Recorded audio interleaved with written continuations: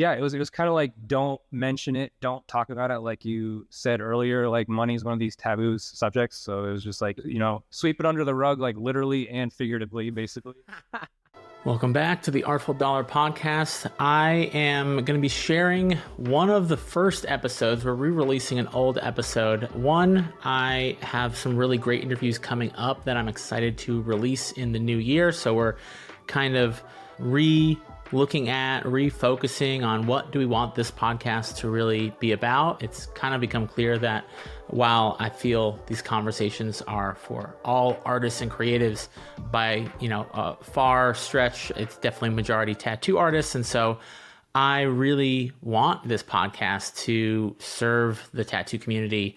And I want to be bringing on more guests to talk about the business of tattooing, people outside of tattooing, people in tattooing. And so that's really going to be the focus going forward. And I'm also pretty proud that we recently passed the 50 podcast mark. Most podcasts don't even get past 9 episodes. I believe after 9 episodes, you're in the top 1% of all podcasts because the majority of people that start them don't stay consistent. And if I have any message to offer on this podcast, it is consistency is going to outperform natural talent and skill and everything. In my opinion, you can have all those things, but especially when it comes to your money and your marketing, if you don't have consistency, you're not going to go nearly as far. So in celebration of kind of what we have accomplished here and the impact that it's made on everyone, I'm bringing back an old episode with one of my favorite guests and honestly one of my favorite people and artists, Nick Baxter. I had the privilege of getting to meet him maybe like 2 years ago now. Time flies. This has just overall been a journey, and I've gotten to meet so many amazing people. But Nick surprised me when he came to one of the live seminars that I was leading on finances in Austin, Texas. And he told me that he'd been also pretty passionate about understanding finances and actually wanting to teach and help other tattooers with their finances. So this conversation is just, again, an oldie but a goodie. And there's a lot of stuff to relate to and stuff to learn from. And so without further ado, I'm going to share this episode with you of Nick Baxter and myself chatting about money. Today, I have a guest who is someone that I will honestly say I've been admiring your work, your career since far before I was tattooing. I'd look at these magazines and I'm like, how the fuck does anyone do that? And now 20 years later, or, I guess, I've been tattooing for about 15 years. So 15, 16, 17 years later, after first seeing you in magazines, we're here talking about money. And I want to welcome Nick Baxter to the podcast. Welcome, Nick. Yeah, thank you so much for the very flattering intro, and thanks for having me. Very glad to be here, and it's fun to talk about this stuff because it's outside the beaten path of like what I would normally talk about. Yeah, that's what I love. It's like, I want to get people that are used to talking about anything other than this, and then let's talk about that, So I'll just, start maybe just by saying how we met, and then, I want to hear a little bit about your story and stuff like that, but I was invited out to speak, like a speaking engagement, a little seminar at a tattoo shop, Pigment, in Austin, Texas, owned by Jeremy Miller. He was very gracious enough to invite me out there. I was like, cool, this is like my first like real live speaking thing. I did a little thing at the Explorer Expo a couple months ago, but this was like my first real presentation, and I didn't know what to expect, but I was just kind of open to anything and everything. They were like, oh yeah, I think Nick Baxter's going to be here. I was like, oh, that cool. Awesome. Yeah. All right. And I was very excited to meet you. I was trying to play it cool. I think I did an okay job doing that, but no, I just so admire you and your work, and tattooing is one of the hardest things I've ever had to do. I have a degree in jewelry and metalsmithing, and I think skin and metal are like equally as unforgiving. It's like that one split second and all of a sudden, it's fucked. So yeah, I was super stoked, and just in general, like everyone was super nice and like engaged, and I love how hungry tattooers are for this kind of information. So we got introduced and we started talking, and I said, hey, you want to talk to me on a podcast sometime? And you shared a little bit about just your background with money, but I'd love to hear from you. What were you and money like when you started tattooing? What was your relationship with money like? Well, I mean, I grew up very solidly middle class in the Connecticut suburbs. We had stuff growing up and money wasn't necessarily an issue, but my dad was a small business owner. And so he definitely passed on a very, I would say, stingy mindset, like a very saving, frugal mentality just from being a small business owner trying to provide, for us as a family. So, I mean, he did very well for himself and we had like a comfortable life for sure. But there was always that kind of aura around it of like, be very selective with how you spend your money or how you use your money. So coming into tattooing, I had that kind of unquestioned child programming. So I've always been a great saver. Like, it's one of those things that kind of like worked in my favor. So I had that going for me of like always knowing like, okay, I need to live frugally. I need to do more with less money wise. I need to stretch every dollar I can. So that was the inherited relationship in a way. Yeah. Do you have any siblings, by the way? I do. I have an older sister. She's 2 years older than me, and she's followed a very different life path. But I think she has a very similar attitude, on the topic of money. The reason I was asking is that I've found that people either emulate their parents' relationship with money or they resist their parents' relationship and they try to do the exact opposite. Yeah. And in many ways, I think I did that. Like, my parents weren't like the best saver, and also grew up very middle class. My dad is a therapist. My mom is a painter, and he grew up very poor. They definitely weren't lavish by any means. I don't know that they were stingy, but they saved. And I remember thinking like, man, when I get older, I'm just going to buy all the fucking shit I want because you won't let me get it now or something like that. So I sort of resisted. I did the opposite. It's interesting that you emulated your father. Yeah, that is actually kind of interesting to hear you describe that trend or whatever, that phenomenon you always see, because I have rebelled against my father and my family so hard in like every other way since, as I've matured and gotten into middle age myself, I'm not as much in that like rebellious mindset. But when I came into tattooing, I was very much rebelling against my family upbringing and what was expected of me in life and what my parents thought I should be doing. I definitely didn't think I should be tattooing. So, I mean, my mindset around money was what I already said, that was kind of programmed into me. But I also had a very rebellious, countercultural, like punk rock, hardcore music, anarchism, like fuck the system, like, money's evil, corporate America's evil. So let me try to exist on as little money as I can so that I just can wash my hands of it altogether and not have the blood on my hands because I'm better than that. Which is a ridiculous story to me now, but at the time, that's a very valid place for someone to be in, if they're like finding their own way in the world as I was and trying to, like discover who I was and embark on my career and life journey, Yeah. And I can 100% relate to that. I think so many of us can. We look at the way the world is, the system, the way capitalism is used, because I don't believe that capitalism is inherently evil, but I think it gets used in pretty terrible ways. But it's because sometimes it can be hard to separate the people from the money, from the system, and what's what. And so you're just saying like, I fuck everything, fuck all of it. It's evil. Money's evil. Yeah, I 100% in New York City, punk rock scene and fuck capitalism that's just what you did. It was just like natural. It wasn't, there was no choice in the matter even. It's just what you did, Yeah. So I think because of that, interesting combo of factors for me personally, being a program saver, but also like fuck the system, and being a tattooer where you make good money. Like if you're good at it, you make good money and it's cash in your hand every day. Yeah. At least back then, that was before all the digital payments and everything. Right. So that was in like 2000 to 2005 were like my first 5 years of like full-time tattooing. So because of that unique combo, I mean, I was living like an anarchist punk rocker, like on next to nothing and like, dumpster diving and stuff and just stacking cash, just stacking like pirate booty, like in my closet, like under my mattress, like just stacks of cash that I, in hindsight, obviously I know now, like you can't put that money to work for you. It's just staying there, actually losing its value due to inflation. But at the time I was definitely like the typical like ghetto rich or something, like living very, like I was very poor and punk rock, but definitely had a cushion of my own making, through my own hard work and just making much more than I was spending. Yeah.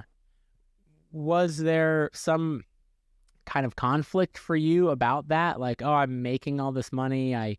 Did you feel some type of way about it? Or was it just like, yeah, were you proud of it? Like, how did you feel at the time, given this sort of contrast? It was always an internal conflict. Yeah. And to be honest, I still feel that conflict today, that internal conflict, but I approach it differently today. Yeah. It was kind of like, don't mention it. Don't talk about it. Like you said earlier, like money is one of these taboo subjects. So it was just like, yeah, you know what, just don't ever make it a thing. Just live my life, and money shouldn't be a thing. I still believe money shouldn't be like the dictating force of how you treat somebody or how you judge them or view them. So For sure. to me, it was just like sweep it under the rug, like literally and figuratively, basically, and just kind of do my thing and just live according to my beliefs. I was actually in a good position to help a lot of causes that I believe in, monetarily. Because I could. So that was cool. Yeah, that's awesome. Hey, all you Artful listeners, I just wanted to take a moment to say thank you for giving a listen to the podcast. I hope that it's bringing some value to you in your life. That's really why I started this podcast. And if you're getting something useful or valuable out of it, I just want to invite you to go rate and review this podcast. It really helps me out. And it also helps other people find this podcast so that they can get some value out of it. They can feel more free around money and just get some wisdom and some knowledge that we're trying to share on here. So again, I'm not really asking anything else of you other than to just leave a review and rating for this podcast. It really helps me out and it helps other people find us. So thanks and enjoy the show. And so that went on for a while and it worked for a while. What was the point at which you sort of thought that like, maybe this doesn't work or this isn't working for me to do it the way I'm doing it? Was there a point or was it kind of gradual? It was a gradual buildup of fear, anxiety, paranoia, because like obviously I wasn't claiming the money I was making, seriously living like a full-on pirate anarchist, rebellious soul that I tend to naturally be. But as I started to make more and more money and get more successful in my career, my name is out there very publicly. I'm like doing conventions, I'm doing guest spots, I'm in magazines. Like my name is like out there, and I'm making good money, which you can obviously do as a good tattooer. So you tell the IRS you do this for free. It's just I'm just a charitable pro bono tattoo artist.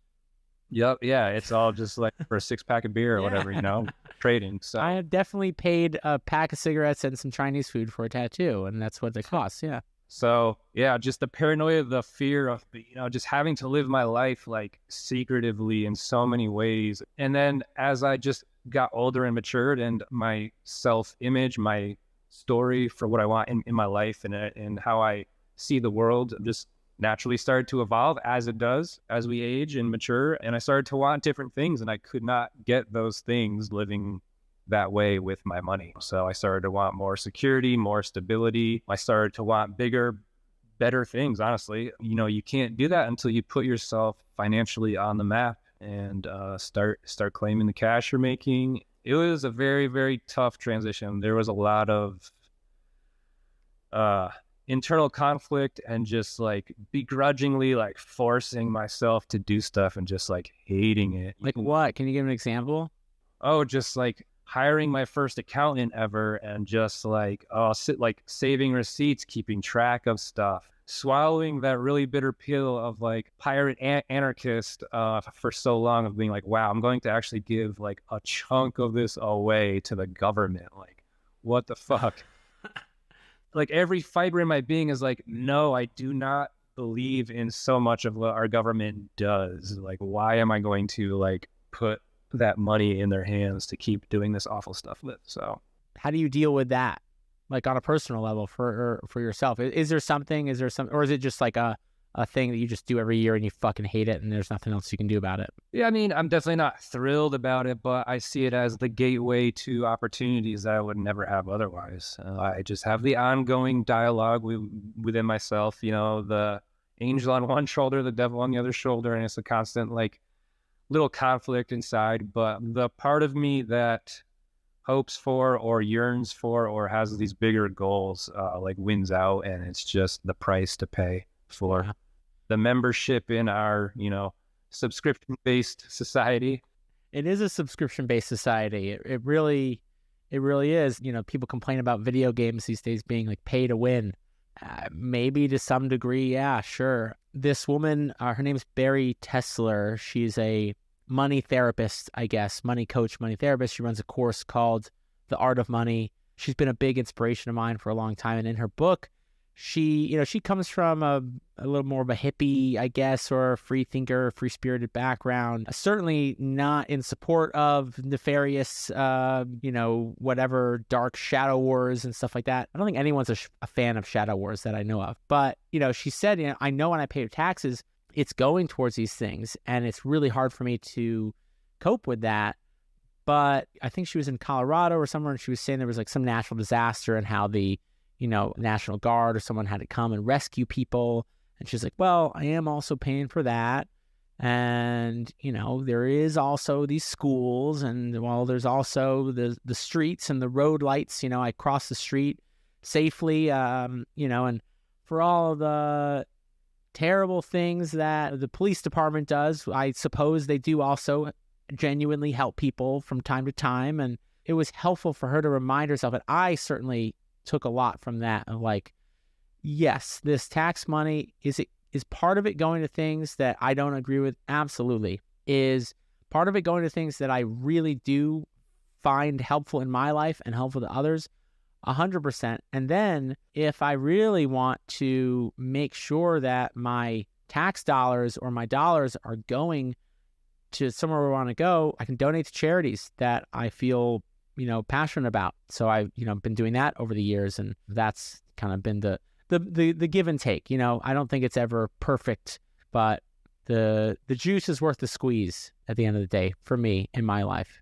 Yeah, I would agree with that. I think like what you said, like as your mind matures, and you can think longer term, like the youthful mind and just being young and crazy. It's just all about like right now, right? It's very like in the moment, and you can't see like bigger, longer horizons like out into the distance. But as you mature, I feel like most humans acquire that skill of mind, of thinking, and in doing so, you can have a more complex or like a more nuanced, better calculation of like pros and cons, and like I do this, but I get this in return down the line, and there's just a bigger picture. There's just a wider awareness we're able to have as we get older. So I definitely went through that process, and so I sucked up like how was you when you think that was starting to really shift for you? Early to mid 30s. Early to mid 30s, yeah, that's about the age, right? And I feel like a lot of us think like, I'm probably not going to live to be 25 years old, and then all of a sudden we're 30 years old. And yeah, it's like the 20s are for being crazy, and the 30s are for like starting to figure it out, and then your 40s is like, it's like hitting that age of like wisdom and starting to want to maybe like leave something behind, or whatever, like a legacy. So how old are you? I actually don't know how old you are. I'm 41. 41. Wow, I thought we were the same. I'm 36. I thought we were the same age. The years have treated you well, my friend. Well, maybe on the outside, but not on the inside, man. Aches and pains. Yeah, of the industry, right? Of the job we do. Have you found, like health-wise, tattooing-wise, that impacts your, ability to earn money or make money, just to dealing with the physical aspect of the job? I mean, it's just a mind game. It's how much can I endure, really? There isn't a single tattoo without some kind of chronic pain at this point. Really? So it's just like, how much do I feel like enduring? It can be a limiting factor, but I also have a very high tolerance, and I will put myself through hell if I want something. Have you seen the guy? I think his name is Jordan. I spoke with him. The tattoo hand therapist. I haven't seen that. Oh, he's on Instagram. You check him out. I think he just goes by the tattoo hand therapist, but he's like a physical therapist that focuses on tattooers and hand pain, but I think just all around body wellness. And he actually posted something a little while ago. That's what made me ask the question, is like the cost of tattooers needing to take time off or, stop working or reduce the number of hours that they work per day because of physical pain. And that the cost per year was like in the millions of dollars, if you added it all up. I'm very strict and intentional with my schedule, with my time. I'm very, very conscious more and more, the older I get, of what my limits are, physically. And so I'm trying not to exceed those, the older I get. Do you see a timeline of like by which you won't be able to tattoo or don't want to tattoo? Or I love making art. I love tattooing. So I hope to always do it in some capacity. But yeah, I don't have a specific timeline in mind. I mean, maybe that's something I should maybe even be more intentional about. But I just always want to be able to have the option to do this. So I'm not thinking about a super intentional, like tapering down to nothing. I definitely want to always do it in to some degree. Right. I'll talk to people who will say things like, I've had all kinds of trolls on social media. By the very nature of me trying to help the tattoo industry, the trolls will come out and start to try to poke holes in what I'm doing. And they'll say, oh, well, real tattooers don't retire. We just, tattoo until we die. And I say, look, that's all fine. Like, if you want to tattoo until you die, great, more power to you. I just don't want you to need to tattoo until you die to make a living.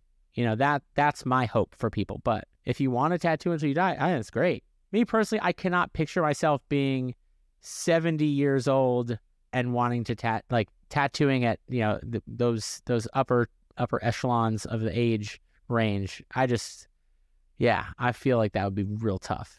I think one of the things that got me to really start to take my finances more seriously was realizing that there were people I tattooed around, tattooers that I knew that were 10 years older than I was in my mid-20s, and they were in the exact same position that I was in. They hadn't done anything, and you were saying, like, as you get older, you start to see horizons differently, and I wonder, sometimes we don't. I don't know. Yeah, the counter to what I said earlier is you could obviously point to so many people in life who just never, like, evolve or grow beyond a certain point, and then they just live their life in this, like, loop over and over again forever. For anyone who just has somehow just the spark of awareness, like, just worms its way into their psyche, they will eventually get to the point of being more aware and being able to think bigger. Yeah. Longer term, bigger visions start to evolve and drop what doesn't serve them, Do you ever think or regret or wish back that you had done something differently or sooner than you had done it?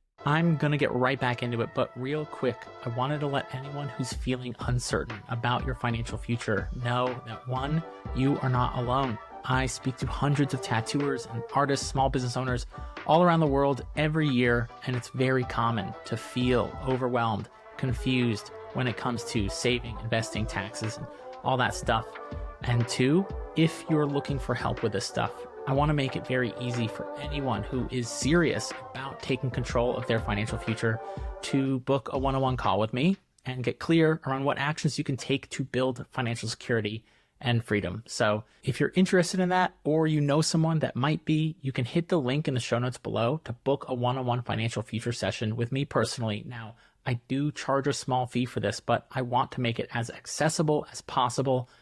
I also want to note that I take about 5 or 6 of these calls per month, so availability is limited, but I would love to get to chat with you and see how I can help.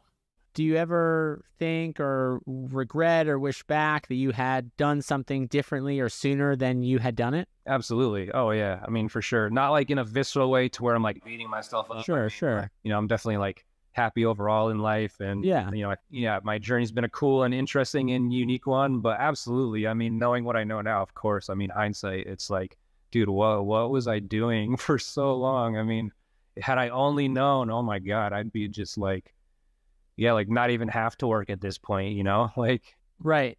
All those years of stacking pirate booty. What do you wish you had done with it?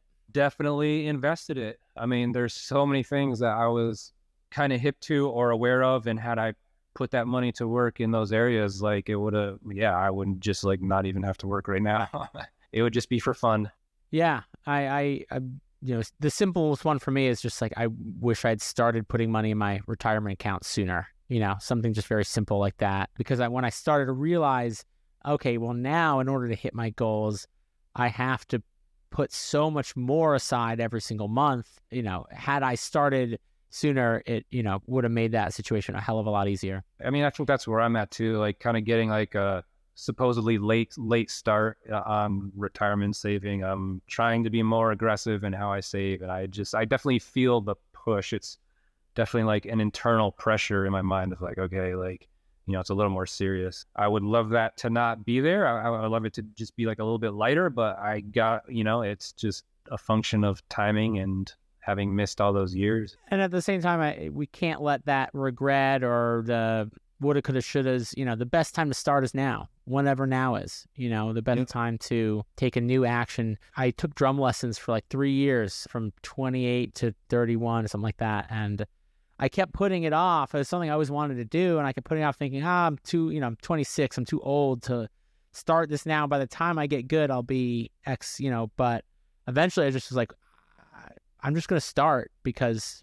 however old I'll be when I'm good is however old I'll be, but if I keep thinking, oh, it's too late, I'll just never get that, get that start. The hardest part is just starting. Yeah, absolutely. That's what I was talking about before with that few year period of me like realizing I needed to change what I was doing. That's where you're like just leaning into your boundaries and your limits and really like pushing them and getting into that uncomfortable territory of like, I don't know what I'm doing. This is new and scary. So. Yeah, I think it's just the newness and the unfamiliarness of it. And a lot of people I talk to, they're just so afraid they're going to do something wrong. And then the repercussions of that are going to be too much or something.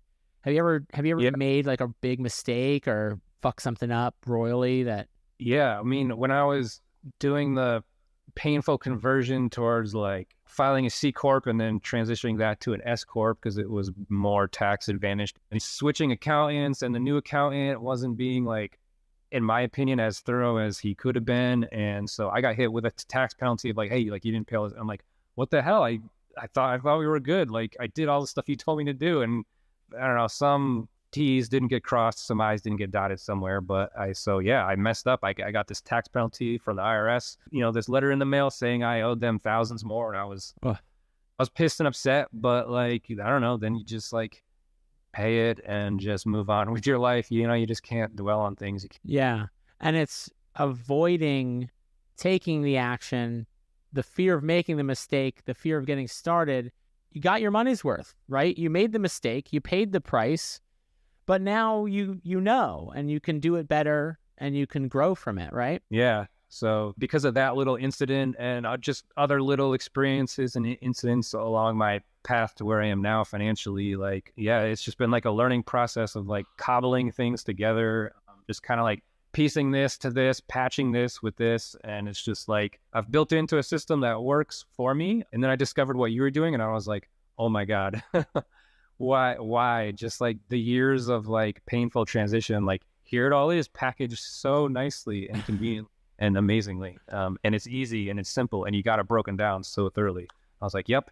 That's what I painfully sort of like haphazardly pieced together for myself. So when I did this presentation, I kind of shared with the room that, where Nick came to watch me. Yeah, just what the system kind of looks like from a bird's eye view, and then how it has impacted my life and how it could impact people's lives. And we chatted a little bit after that. You're like, yeah, I definitely want to chat. I was like, cool. Yeah, anytime, let's book a call. And you scheduled something with me and I was like, cool. I'm stoked to, help Nick see what's possible for him in finances. And you got on the call and you were like, I have some questions maybe about some real estate stuff that I'm doing, but you said you were maybe interested in a job opportunity. And I was like, never in a million years would I've ever expected Nick Baxter to be asking me for a job. I just never thought that was going to be a reality. And I was Neither, yeah, exactly.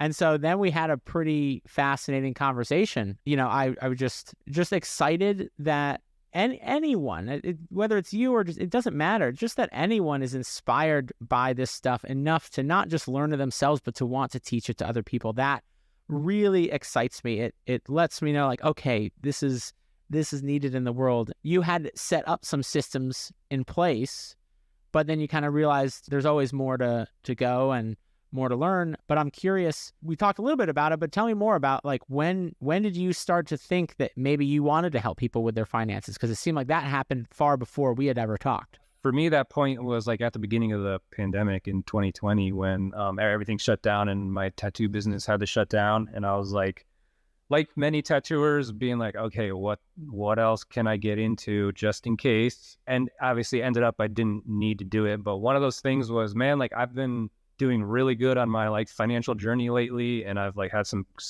awesome wins, and started to realize it was a very fun kind of interest of mine. And I was like, I would love to help other people with my similar like mentality or journey or struggles, like really show them like you don't have to be struggling in the ways that you're struggling. Like, here's how you can do this, and just have that fulfillment of being able to give back to the community that's given so much to me, you know? So, it was around the beginning of the pandemic, and I kind of looked briefly into like financial coaching classes and like getting certain certifications, but never ended up following through with any of it.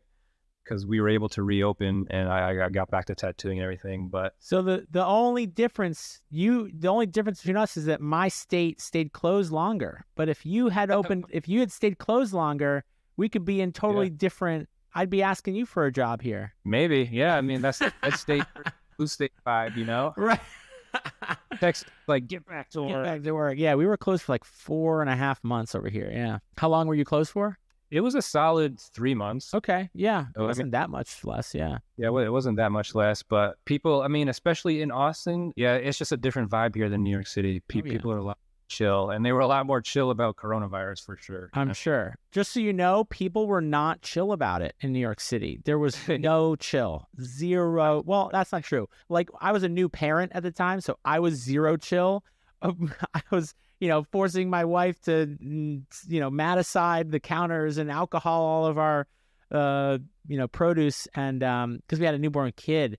And then there were the people that it's as if nothing, was there for them. So it was a very polarized over here. Yeah, I mean, it was still some of that polarization here in Austin, Texas, but I would imagine much different than New York City. Yeah, for sure. Yeah.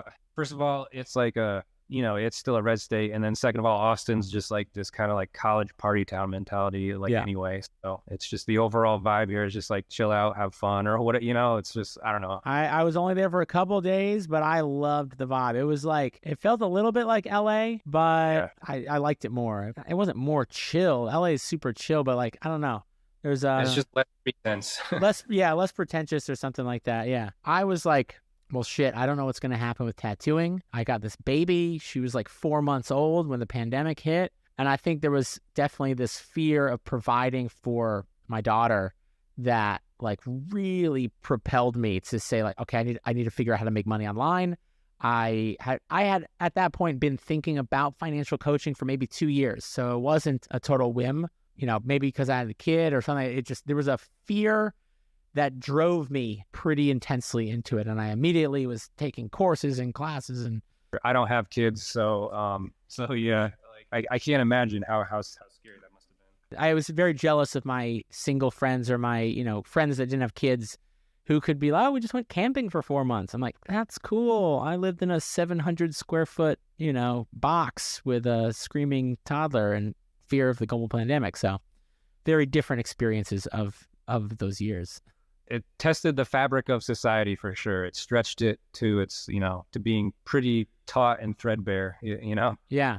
And then we came back and it was like tattooing was bigger than it had ever been. Yeah, kind of seemed that way for sure. It was just like, all right, the party's back on. Like, we're not doing COVID anymore. Like, what's right. And then all that stimulus money and everything, I was sort of in the beginning of my coaching career, but I was still tattooing full time. And so I was like torn because people were making these very bad financial decisions by hiring me to tattoo them with their financial. I'm like, you should really be putting the stimulus money in a Roth IRA, but sure, I'll do your tattoo. Why not?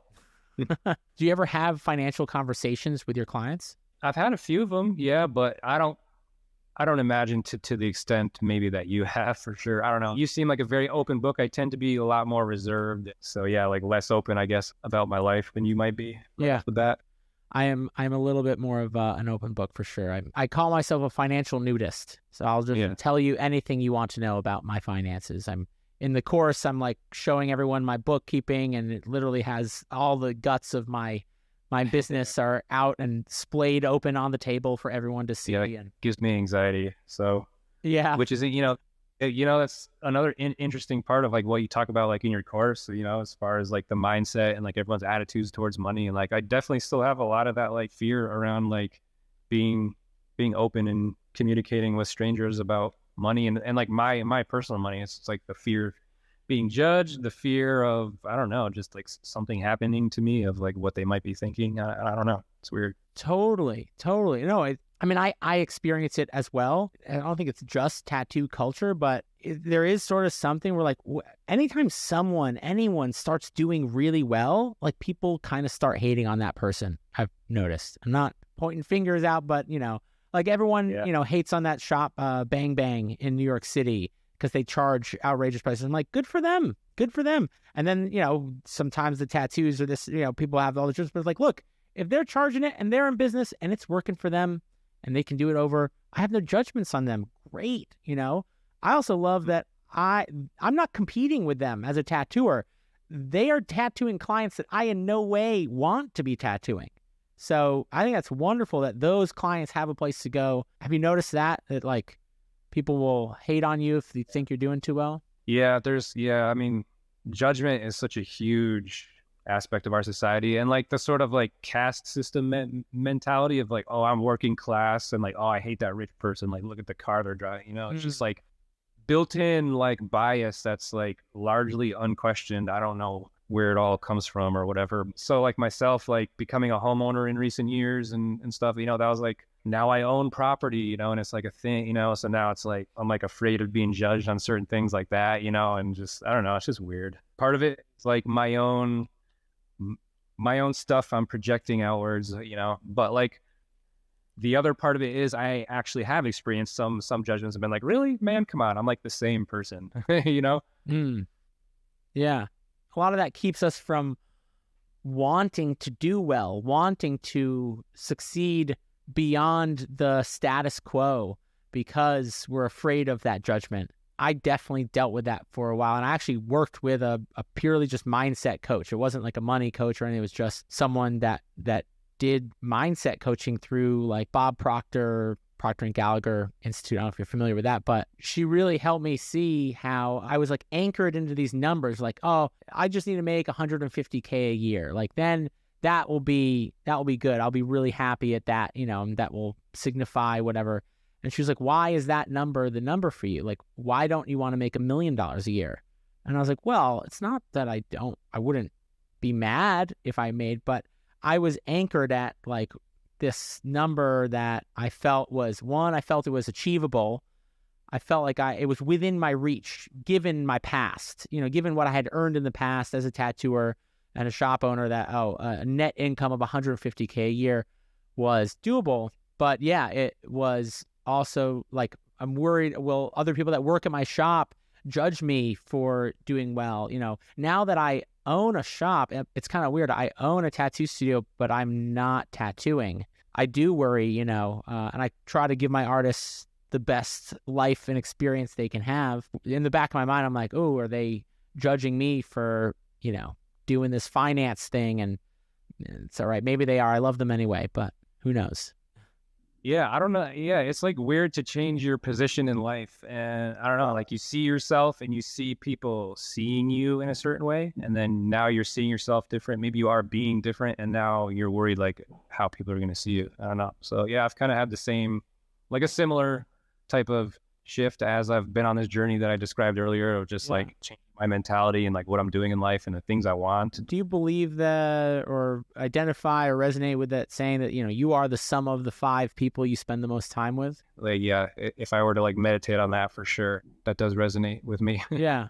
I feel like our mindsets sync up with the mindsets of those people that we, surround ourselves with. And I don't necessarily surround myself with entrepreneurs that are, aiming to become millionaires, but I do try to, interact with people that are playing, say, a bigger entrepreneurial game than I am even. And sometimes I feel worried, or is it okay that I'm sharing success that I'm having with friends of mine that maybe they're struggling, and is that appropriate, or is that, am I not reading the room well? And it is weird. Sometimes it's like, I just want to be excited. I'm excited, I'm an excited person. I mean, like water finds its own level, and all those type of sayings, regardless of the outcome of what you just said of like, oh, should I talk to this person or who do I surround myself with? Like water's always going to find its own level, right? So yeah, I like that. Over time, the truth is going to like show itself of like who ends up vibrating on your same frequency, you know? Speaking of frequency, I teach a lot of stuff on, manifestation and, shifting your mindset. Does that ever resonate with you, or what do you? Absolutely. Yeah. Yeah. I've done a lot of like self-development courses in my life, and I've read a lot of books around that. And, the stuff you have in your course, in the Artful Dollar course, is amazing. All that stuff applies for sure. And I'm constantly trying to address that in myself and work on it and see where I can improve, see where I'm limiting myself, and see where I can actually push myself to achieve bigger, better things that make me happier. Yeah. Awesome, dude. Well, is there anything else, any last messages or anything else you want to leave the listener with? I mean, I'm also excited about the prospect of us doing more work together, and hopefully there'll be more to share. Yeah. I'm just curious if there's any last thoughts. Yeah. For me, I could say, a huge part of the journey, and of course it relates to finances and money, is self-awareness, self-knowledge, understanding yourself. So for me, a huge part of that has been this thing called Enneagram. I don't know if you ever heard of it. Oh, yeah. Yeah. I'm at Enneagram 8 with a 5 wing. I can't remember, something like that. Well, the wings are always the number next to it. Right. So 8 with a 7 wing, I think. Yeah, that makes sense. Yeah, when I read it, it was like basically like I'm designed to be a coach, like was like kind of what I gathered from it. Yeah. and you live into that aura so perfectly. Like you're excellent at what you do. You're excellent at coaching, speaking, and just like inspiring others. Like, so definitely you are being the 8 that you are. Yeah. And so when I like dove into Enneagram, that was another huge shift in my life and my mindset of like, oh, I am like this, like, oh my God, here's why I do XYZ. And so naturally that filtered into, of course, every area of my life, including finance and money. So once I understood that I was a type 1 with a 9 wing, things just clicked into place, and I was able to be like, okay, like I understand why I do this. And I understand also that I could do this instead if previous thing isn't working. And I can just have that self-awareness of like, how I want to live and how I want, money and finances to be in my life, or how I want them to work for me instead of having it be like a bad or a negative thing. So, so that might've been, just like the last thing I could say that we hadn't talked about and that might be helpful to people is like look into Enneagram or some kind of like just self-awareness modality just to understand yourself. And then from there, I feel like things get much easier and much smoother. Maybe we talk about having you come into the course and talk about Enneagrams, if that's something you feel inspired to talk about. Oh yeah, for sure. Yeah, I'm definitely huge into it. I've done several workshops in it, several like immersive,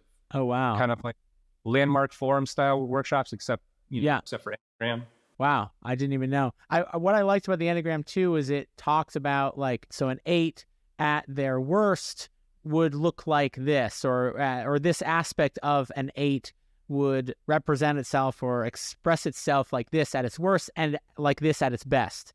And it was just interesting to see sort of, and I was like, that's exactly how I am when I'm not taking care of myself, when I'm not, doing the things, when I'm not being aware or present or at my best, that's how I am. And what's possible when I do kind of the things that need to be done. The other one is human design. Have you gotten into that one? Yeah, I've looked into that a little bit. Yeah. That one's also pretty fascinating. I have some friends that get into that. So cool, man. Well, maybe that's a conversation for another time, but I'll drop a link. There's some Enneagram website that I've used. It's free, and you can take a test and get your Enneagram if anyone's listening and they're curious, because super valuable. Yeah. And I've heard just one last piece of that is like and I could relate to this being true, like when you've correctly typed yourself, there's this like sinking feeling of dread and shame and anxiety. Like, oh my God, like I do all of that. What the fuck, And so that's how you got your type right. Right. If you have that sense of dread, it's almost just like, oh, I'm not special or something. I'm just like every other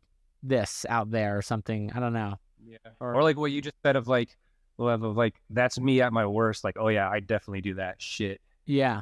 Yeah. But then there's like the aspirational part of like who we all want to be or hope we are or think we are, but we're not. And so if it's like rewarding to that part of you, it honestly may not necessarily be the correct type. because there should be this feeling of like nakedness of like, oh Yeah. wow, I am found out right now. Yes. Yeah. I am found out right now. And that isn't, it's inherently not a good feeling. It's not a great feeling for sure, but it is certainly very valuable, very useful. Definitely not to get caught up in the negativity of that feeling. It's just a temporary passing thing. It's actually the most useful feeling from that point forward. 100%. Very cool. I love that as your last message to end on. So thank you Awesome for that, Nick. Thanks for being who you are in the world, in the tattoo industry, and being so committed to education on so many levels. And I'm excited to explore what it looks like to teach money with you and anyone else who ends up joining me on this journey, because